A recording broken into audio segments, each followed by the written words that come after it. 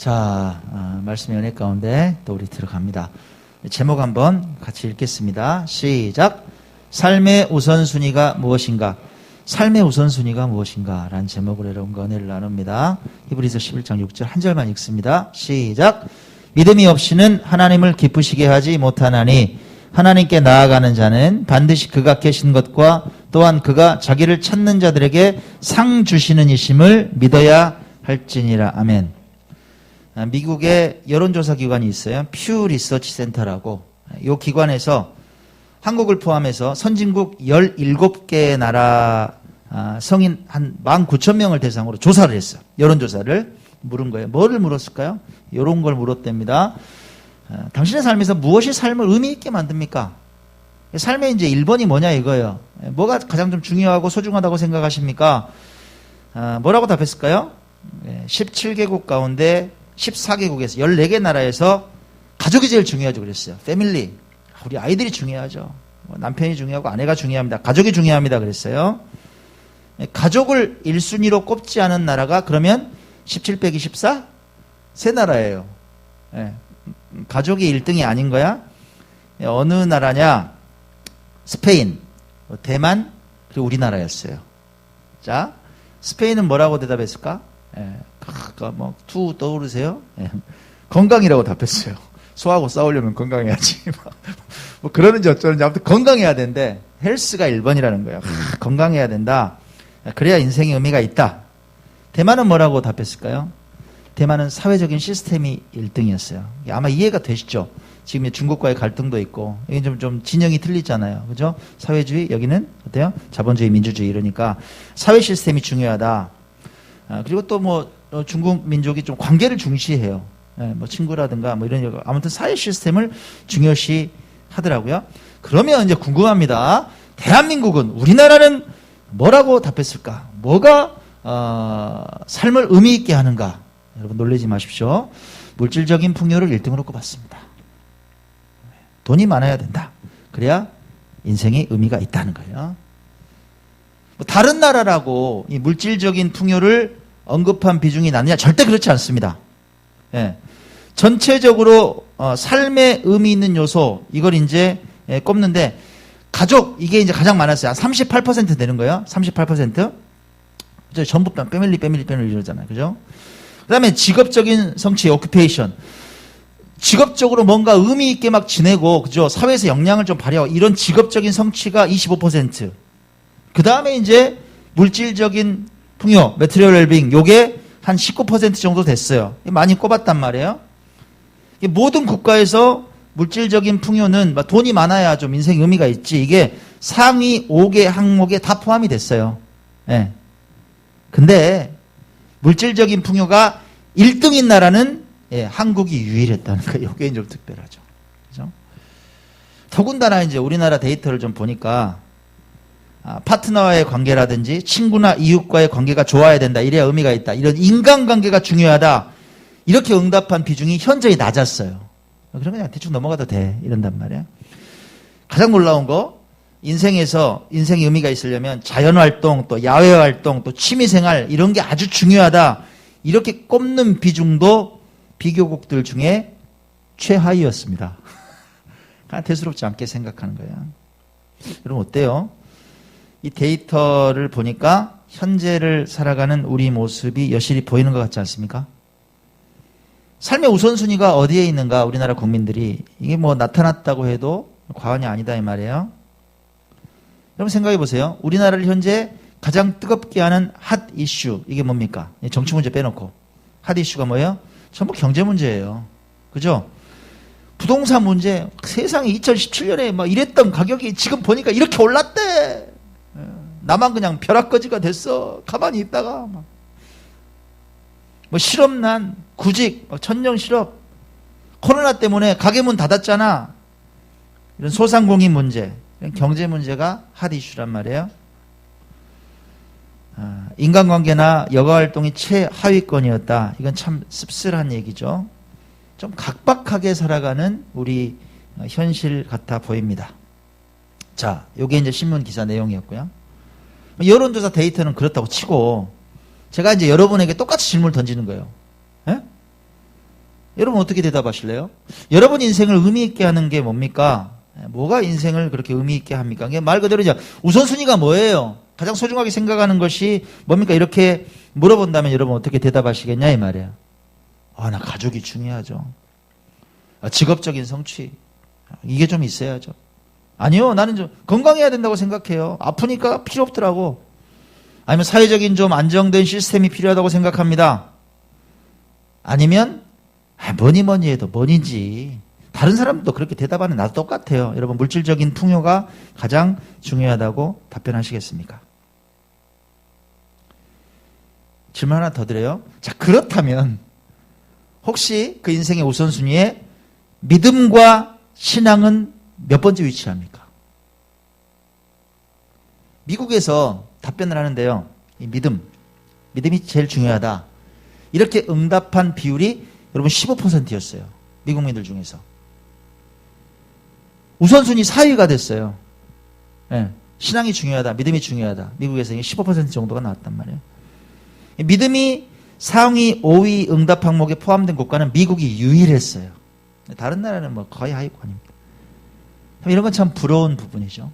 그죠? 자, 오늘 여러분과 내 인생의 우선순위에 대한 이 주제를 좀 놓고 은혜를 좀 나눠볼까 해요. 예. 묵상 중에 주신 깨달음을 여러분과 좀 나눠볼까 합니다. 두 가지로 정리해봤습니다. 첫 번째. 자, 읽어봐요. 시작. 삶에서 선택하는 것을 보면 그 사람의 인생 우선순위가 보입니다. 뭘 선택하고 사느냐 이걸 딱 보면 인생의 우선순위가 보인다 이 말이에요. 여러분 하와의 우선순위가 잘못됐습니다. 그러니까 선악과를 먹어요. 먹지 말라는 명령을 어깁니다. 하와의 마음을 잘 표현하는 구절이 있어요. 하와의 마음이 어땠는지 창세기 3장 6절로 갑니다. 읽어봐요. 시작. 여자가 그 나무를 본즉 먹음직도 하고 보암직도 하고 지혜롭게 할 만큼 탐스럽기도 한 나무인지라 여자가 그 열매를 따먹고 맛있다 먹었어요. 하나님은 먹지 말라 그랬단 말이에요. 네. 우선순위 1번이잖아. 창조주인데 그죠? 하나님 먹지 말라 그랬는데 우선순위가 바뀌어.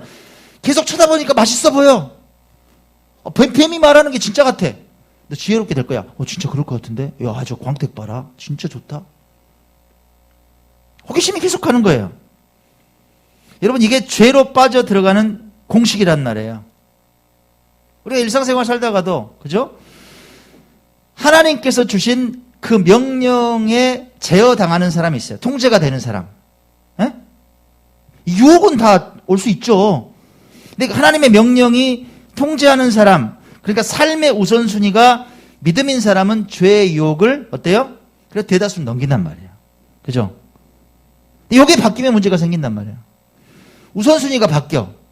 마귀가 주는 달콤한 유혹이 관심거리가 되면 하와처럼 되더라. 그래요? 재미있는 건 이어지는 구절이에요. 하와에서 안 멈추네?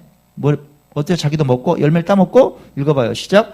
자기와 함께 있는 남편에게도 주매 그도 먹음지라. 아담의 우선순위도 바뀌었어요? 안 바뀌었어요? 바뀐 거죠, 여러분. 하나님만 바라보다가 바뀐 거지. 아내가 1번이 됐다 이 말이에요. 그냥 믿어. 그럴 것 같다. 줘봐. 먹어요. 우선순위가 바뀌니까 하나님께 묻지 않고 아내가 주는 선악과를 덥석 베어 먹습니다. 사울. 여러분 사울 처음에 아주 겸손한 사람이었어요. 처음부터 그냥 다윗 당해서 창 들고 이런 사람 아니었다 이 말이야. 아주 겸손했어요. 여러분 효자였어요. 우리 통독하잖아요. 효자였다고. 아버지 명령에 따라서 짐승 찾으러 돌아다니는데 아주 착한 아들이에요. 겸손해요. 하나님께서 왕 삼으려고 그러니까 나는 그럴 자격이 없다는 사람이에요. 짐 가운데 숨어 있어. 왕 될 사람 사울을 찾아 그러니까 몰래 숨어 있어. 그런 사람 아주 겸손했던 사람이에요. 비천한 자기를 왕 삼아 주신 하나님이 1번이었던 우선순위 1번이었던 사람이었다. 그 말이에요. 여러분 근데 그가 변해요. 우선순위가 바뀌어. 보세요. 아말렉을 치고 모든 걸 진멸해. 깡그리 다 없애. 이게 명령이었어요. 순종하면 돼. 제로로 만들면 된단 말이에요. 근데 말을 안 들어요. 사무엘상 15장 9절 읽어봐요. 시작.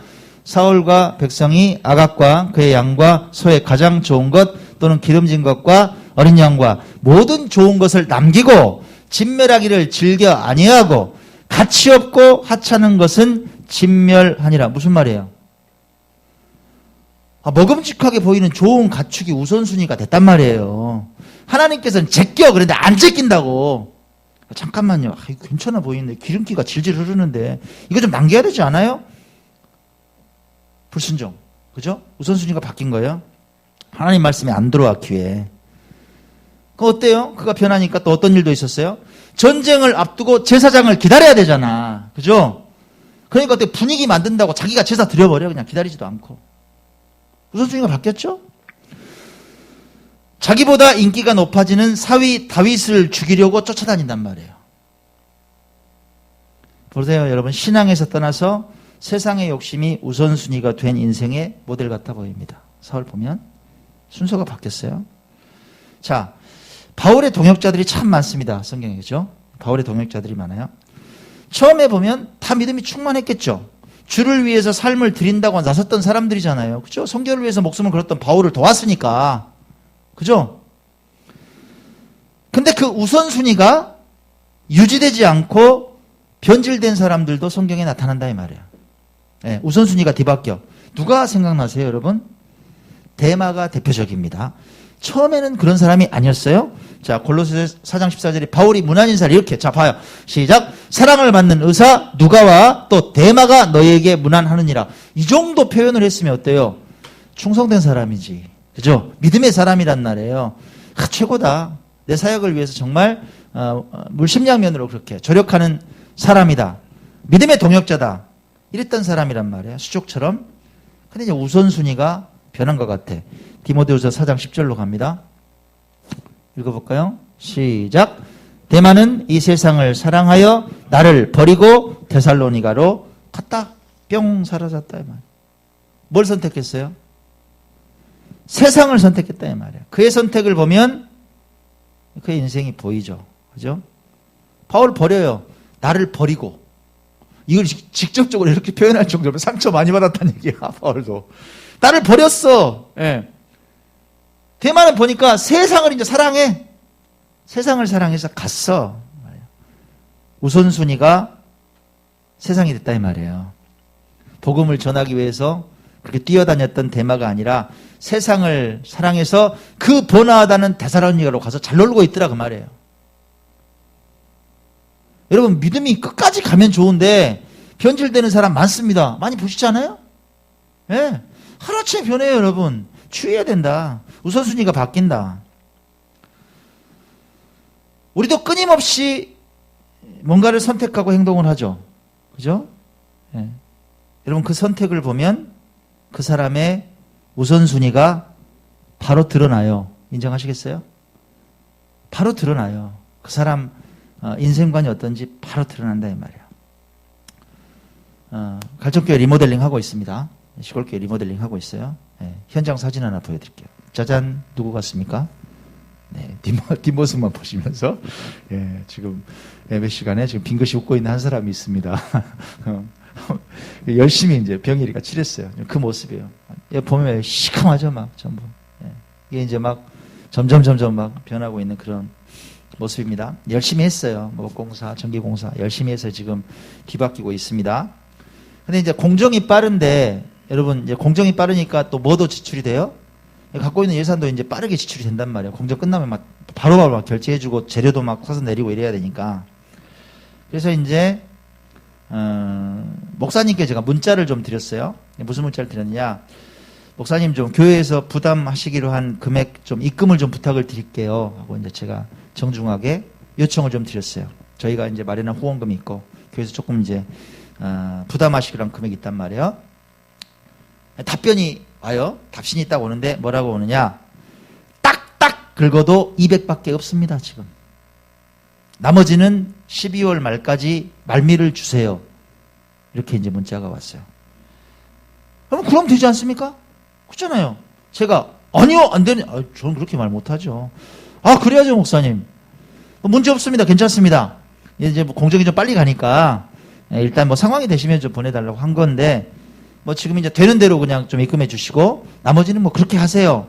이게 이제 흔쾌히 그렇게 당연히 이제 문자를 드렸습니다.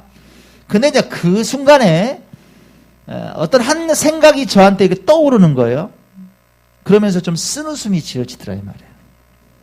이게 뭐냐? 공정이 시작되는 날이 이제 화요일이었잖아요. 그날에 이제 사택에서 뭐 고기를 좀 해놓으셨다고 이제 점심을 같이 했습니다. 김명구 목사님하고 같이 갔어요.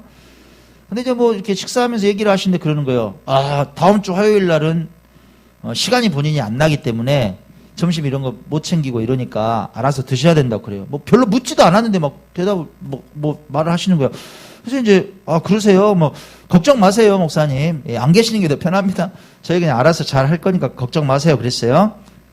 근데 이제 또 묻지도 않은 말을 또 하세요. 좀 이렇게 약간 좀 자랑하듯이. 그날 논을 380평을 샀다는 거예요. 그날 잔금을 치르러 간다는 거예요. 잔금을 치르러. 그래서 시간이 안 난다 그래요. 아, 그러시냐고. 그러니까 이제 김명구 목사님이 옆에 있다가 그냥 물으세요. 목사님, 좋은 일이네요. 평당 얼마나 해요? 이 동네는? 그러니까 평당 10만 원이에요. 이러는 거예요. 그럼 계산해봐요, 여러분. 380평이니까 얼마예요? 3,800이잖아, 그죠? 어찌됐든, 물론 융자도 좀 받을 수도 있고, 뭐, 현찰, 또 있을 수 있고.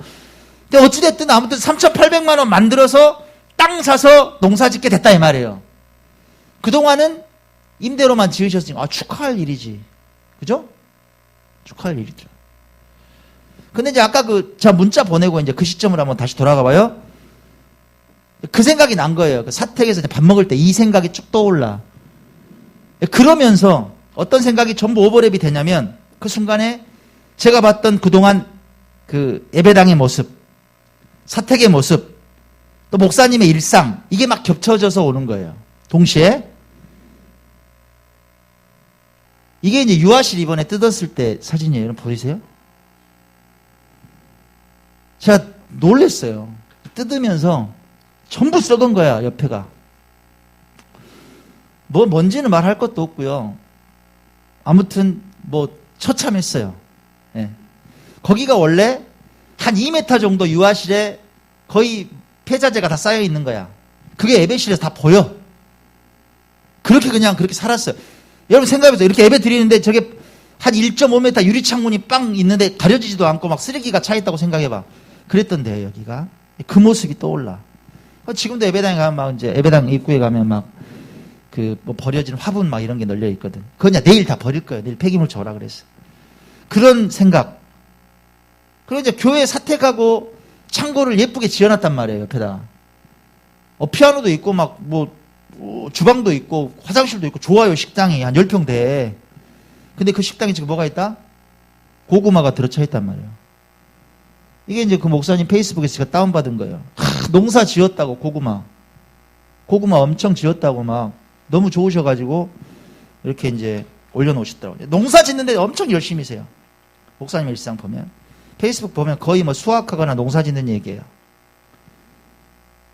그 시점으로 돌아갑니다. 제가 문자 보내고 하고 막 이런저런 생각이 저한테 확 떠오르는 거예요.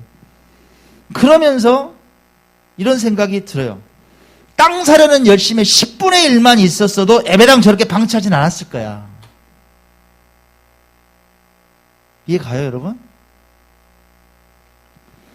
땅 사는 건 잔금 치르는 날짜를 딱딱 맞춰서 진행하잖아.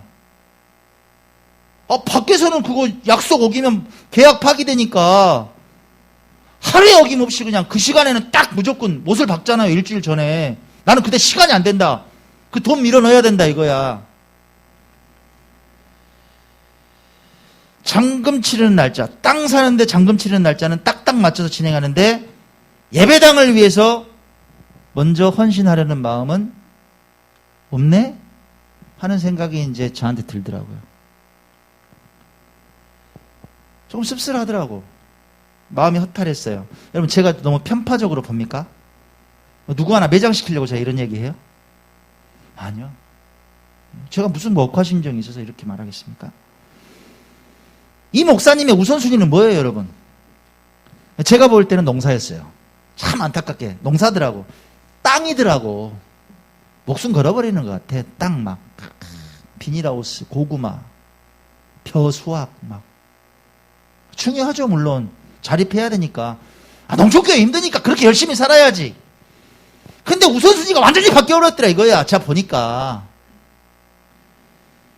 예배당이라는 공간이 여러분 믿음과 신앙을 다 예표할 수 있느냐? 그렇지 않습니다. 그 공간일 뿐이에요.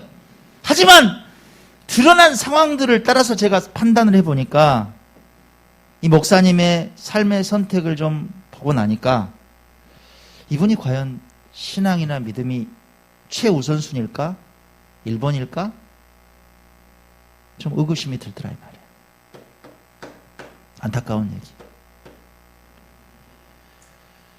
자, 그렇다면 여러분께 제가 정중히 물어요. 남의 얘기만 할 게 아니라. 여러분 삶의 여러 기로를 만나죠? 여러분은 어떤 선택을 하냐 이 말이에요. 여러분 믿음의 선택을 하세요? 예, 자신 있게 말씀하시겠어요? 아니면 세상의 이익에 기반되는 선택을 하시냐 이 말이에요. 여러분의 우선순위가 있죠. 인생의 우선순위에. 이 신앙과 믿음은 도대체 어디 위치하고 있느냐 묻고 싶어요. 몇 등이나 되느냐 이게. 몇 퍼센트나 되느냐. 정직하게 한번 답변해 보시라 이 말이에요. 여러분 바라기는, 제가 진짜 바라기는 사랑하는 여러분의 인생 우선순위가 예수 그리스도였으면 좋겠습니다. 복음이었으면 좋겠어요. 하나님을 향해서 인생 전부를 좀 내어드릴 수 있는 신앙에 불이 있는 인생 되시기 바랍니다. 믿음이, 신앙이 최고의 우선순위요 선택지가 되는 여러분의 삶이 되시길 주의 이름으로 축원합니다. 아멘. 그래요. 두 번째 깨달음. 두 번째 깨달음입니다. 인생의 우선순위. 읽어봐요. 시작. 손해가 오더라도 믿음을 우선순위에 두는 사람을 하나님께서 기억하신단 말이에요. 다니엘의 세 친구 얘기는 너무 잘 알아요, 여러분이. 사드락, 메삭, 아벳느고. 문제가 터졌네. 무슨 문제예요? 정적들이 그를 죽이려고 나섰어요. 왕이시여, 아니 금신상을 지어놓으시고 거기에 절하지 않는 자는 다 죽인다 그랬는데 절하지 않는 인간들이 있네요. 누구냐? 저놈들 있잖아요. 사드락, 메삭, 아벳느고 절을 안 해요. 잡아와. 네. 자, 법령이 뭐예요? 절 안 하면 죽인다는 거야. 불에 던져버린다는 거야. 잠깐 절하면, 잠깐 절이에요. 잠깐 절하면 살아. 이 문제 앞에 섰습니다. 절하느냐? 불 속에 들어가느냐? 네. 여러분 성경이니까 쉽게 생각하면 안 돼요. 여러분한테 예를 들어 너 죽을 수도 있어. 믿음을 배반해야 돼. 이렇게 지금 총 들이대고 있는 거예요. 그때 뭐라고 대답합니까? 봐요. 다니엘서 3장으로 갑니다.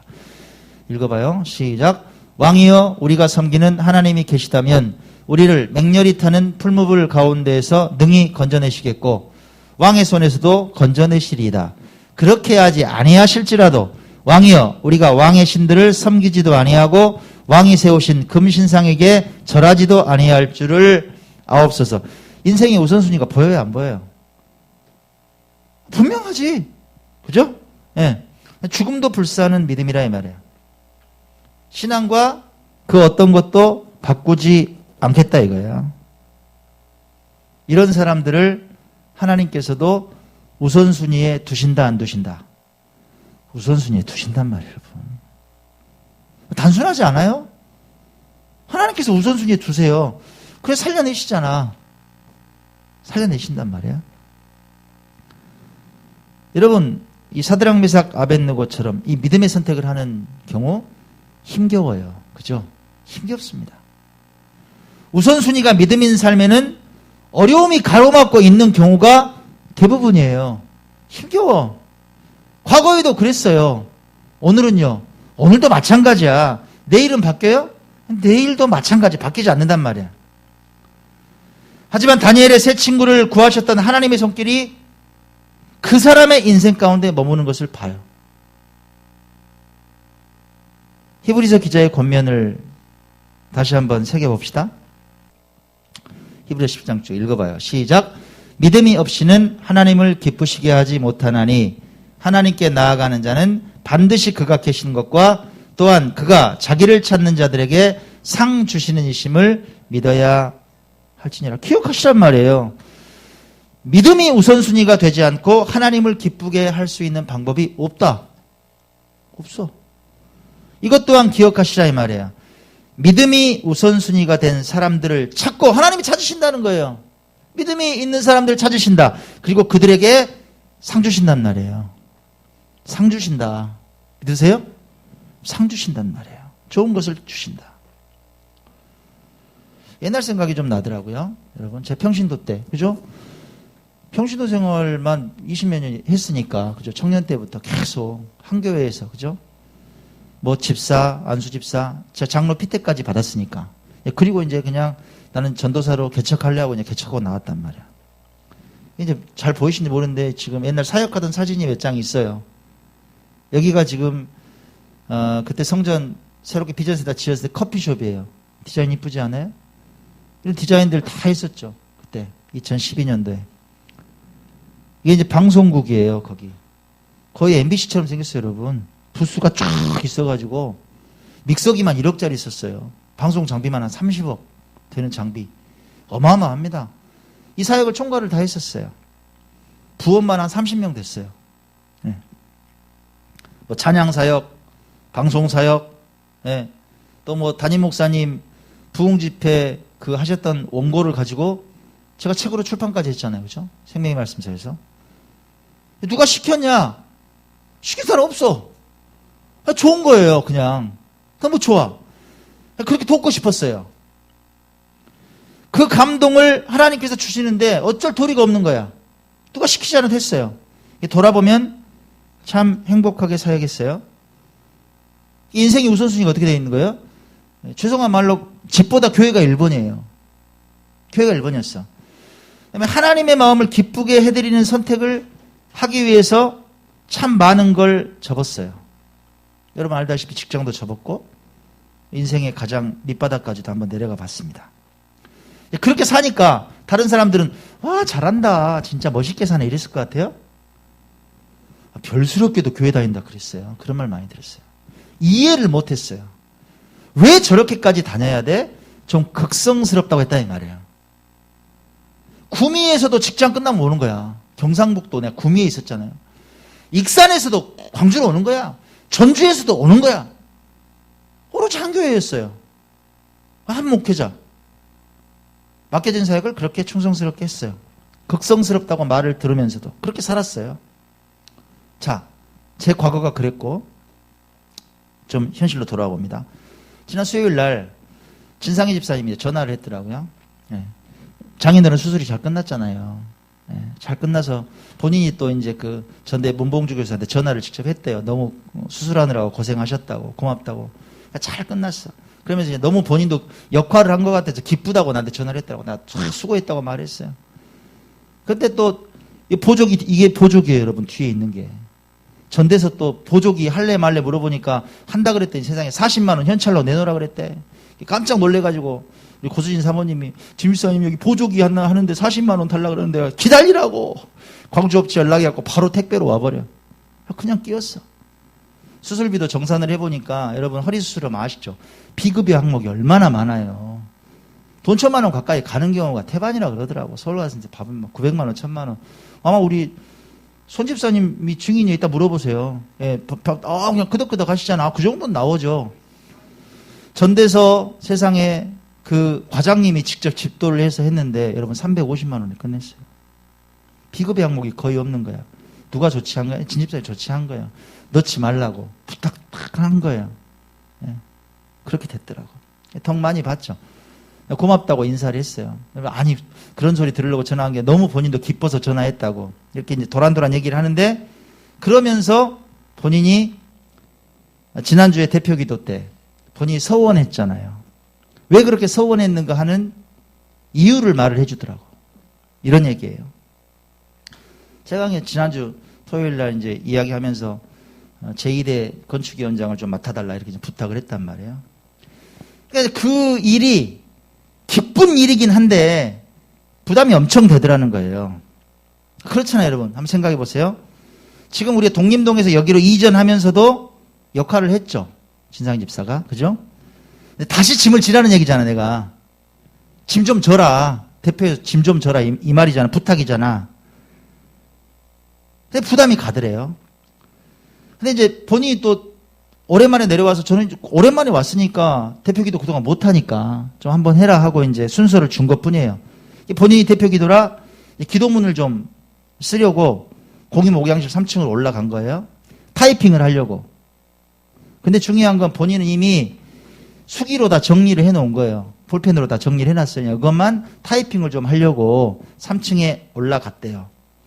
옮겨 쓰려고 타이핑하려고 딱 앉았는데 그 시간에 하나님께서 계속 감동을 주시라는 거예요. 마음의 찔림. 계속. 무슨 감동을 주시느냐? 야, 네가 책임진다고 해라. 네가 책임진다고 해. 다른 성도들 괜히 힘들게 하지 말고 네가 책임진다고 해.